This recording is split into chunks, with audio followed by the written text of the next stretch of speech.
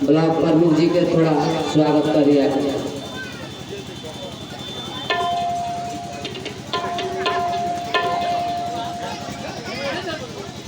ऐसा है कि डॉक्टर साहब आए हुए हैं छपरा से चल करके, वो हमारे अतिथि हुए, इसलिए हम अपने पूरे ब्लॉक के तरफ से, अपने मुखिया जी के तरफ से, अपने पार्षद जी के तरफ से और इस गांव की जितनी जनता सब लोगों की तरफ से उनका हार्दिक अभिनंदन करते हुए उनका माल्यार्पण करते हैं।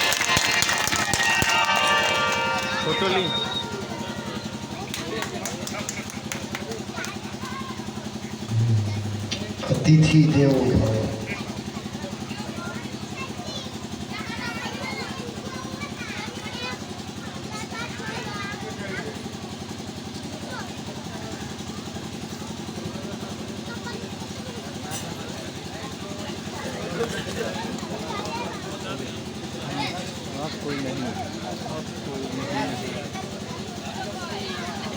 सुरेश कुमार कुशवाहा।